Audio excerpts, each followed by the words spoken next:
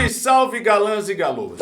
Imagina que você tem uns 19 anos. Acabou o ensino médio e não tem como entrar em uma federal e nem em uma faculdade particular. Afinal de contas, você precisa de alguma fonte de renda mesmo que seja para bancar uma unisquina da vida qualquer. Você e uma amiga então decidem abrir um salão na garagem de casa mesmo. Ela cuida dos cabelos e da depilação, você das unhas e sobrancelhas. Seu namorado tá na mesma. Ele decidiu bancar o aluguel de um sandeiro e fazer Uber. Ele faz 12 horas por dia movido a energético e a vontade de juntar uma graninha.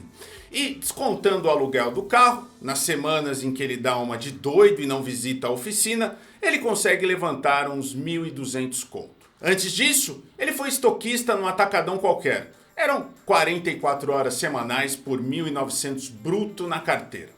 No domingo, mal tinha força para jogar uma bola. Agora no Uber, você só vê ele no fim de semana. Mas pelo menos, vocês até conseguem pensar em se casar. Mesmo que você estranhe seu namorado reclamando de taquicardia após transarem naquele motelzinho de R$250 a hora. E ele é orgulhoso.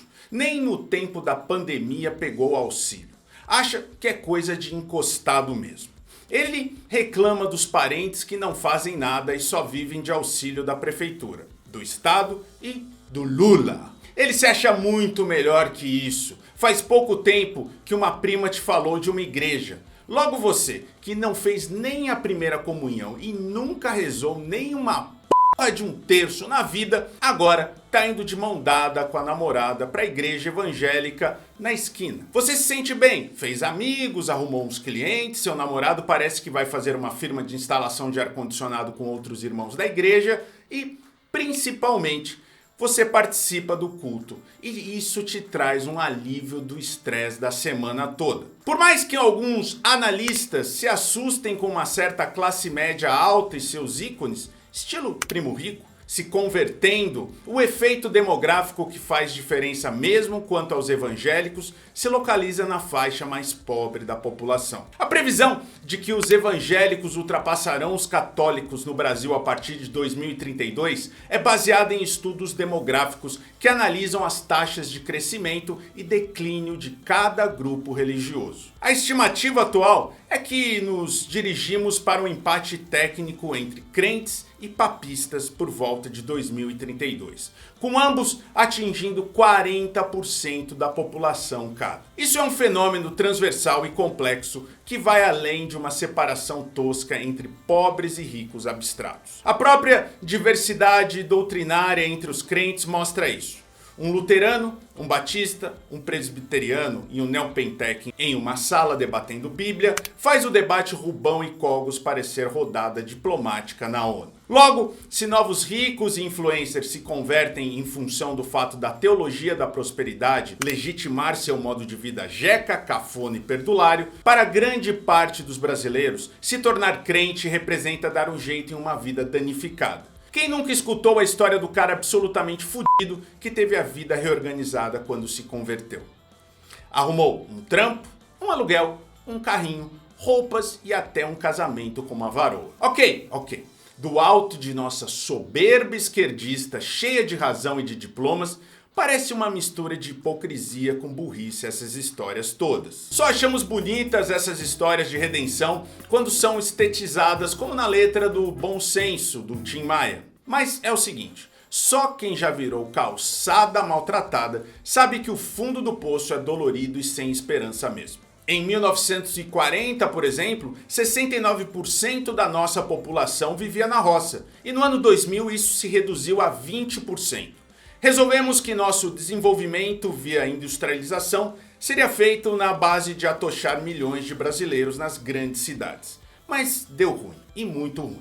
É inegável que o mundo rural brasileiro nunca foi esse paraíso perdido que as letras sertanejas eventualmente pregavam. O Brasil rural sempre foi um estorvo e um atraso. Depois de ver nosso vídeo, procure o documentário Aruanda no YouTube, ou a reportagem da TV estadunidense dos anos 60, The Troubled Land, em especial as cenas com o coronelzinho Constâncio Maranhão, e se preparem para sentir o mais puro ódio de classe. A pegadinha que o Brasil enfiou milhões de brasileiros foi que eles poderiam escapar da miséria e violência do campo e adentrarem o mundo da liberdade, carteira assinada e estudo na cidade grande. O que evidentemente não foi bem assim. E é em função do caos urbano que as igrejas evangélicas cresceram tanto. E não achem que essa percepção é recente, em função de milícias, PCC ou Comando Vermelho. O filme São Paulo, Sociedade Anônima, de Luiz Sérgio Persson, pai da nossa querida Marina Persson, é de 1965 e já mostra as grandes cidades como um inferno na Terra. Ao contrário do que se acha na internet, não é a geração X, W, Z ou Y que são as primeiras vítimas de assédio e burnout na história. O que a transição do campo para a cidade fez foi corroer laços sociais e humanos, ou pelo menos o ideal dessas relações, em nome das relações de mercado. Não temos mais o jagunço no nosso encalço, mas temos um miliciano, especialmente se você mora em Salvador, Rio de Janeiro ou Fortaleza. Não trabalhamos mais de sol a sol como se fôssemos servos feudais numa fazenda de café no interior paulista, mas tente passar 12 horas no lombo de uma Honda CG 160 para você ver como vão ficar sua coluna e pernas depois de um mês.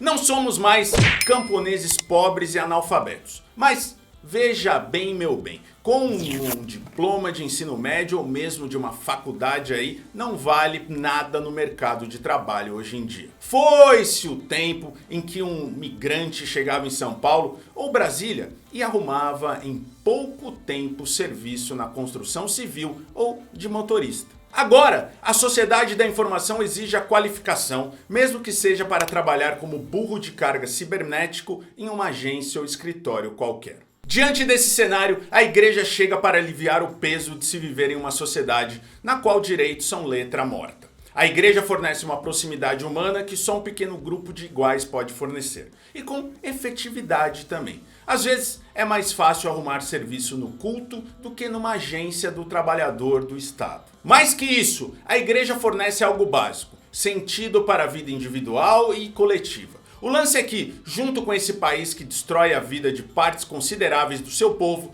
ele também é um país que tem que manter esse povo funcional para a extração de seu trabalho. A venda de ilusões não é uma característica só dos pastores, não. Estamos em um momento de miamização do país. Com o colapso do mundo do trabalho formal, promessa não é mais de uma carreira e sim de riqueza. O que nos trouxe a crise do macho brasileiro. Se seus braços e testosterona não servem mais para sustentar uma família e se sua rola não serve mais nem para fazer sua esposa gozar, a pergunta que resta é: para que serve um machão em 2025? Por isso, temos o fenômeno legendários. A ideia servil e bizonha de que a crítica esquerdista aos evangélicos esconde racismo é burra, pois ignora que quando se ataca o pastor Mirim ou o Malafaia, se ataca um projeto político e não os seus fiéis. Afinal de contas, ninguém está proibido de criticar o bolsonarismo só porque boa parte dos invasores do 8 de janeiro eram fudidos de carteirinha, né não? Acho engraçado que no caso dos legendários existe nitidamente uma clivagem de raça e classe. Mas será que certa esquerda cheia de títulos e consciência pesada nos permite criticá-los? É certo que esse papo de juntar um bando de macho para subir montanha me lembrou muito o filme do Pasolini, Salò ou 120 Dias de Sodoma. Na trama, 4 poderosos representantes do regime fascista italiano, um duque, um bispo, um magistrado e um banqueiro, sequestram jovens adolescentes e os levam para uma mansão isolada. Ali iniciam-se um ciclo de 120 dias de abuso tão brutal que se eu descrever é capaz que o canal caia.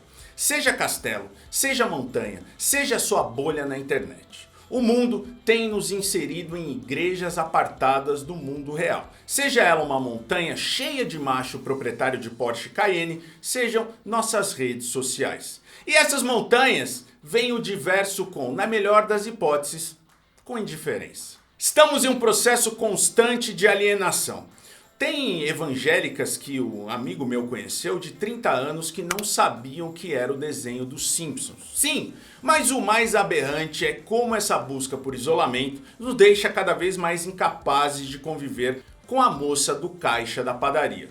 Não surpreende esse mundo ter virado uma fábrica de incels psicopatas. Parece que todos nos dirigimos para esse grau de isolamento. Seja trancado num quarto, seja subindo um monte em busca da masculinidade perdida. Essas bolhas, castelos, igrejas ou perfis se legitimam gerando delírio de grandeza nos seus integrantes. O incel se considera melhor que qualquer mulher. O crente se considera o próprio Estado de Israel, cheio de orgulho e coitadismo, pois ele é um servo de Deus cercado por inimigos. Instalado nessa saló gospel, escondendo suas perversões, os crentes premium rumam a se tornar religião não do povo pobre e preto, mas o culto de uma elite orgulhosa do seu ódio ao Brasil.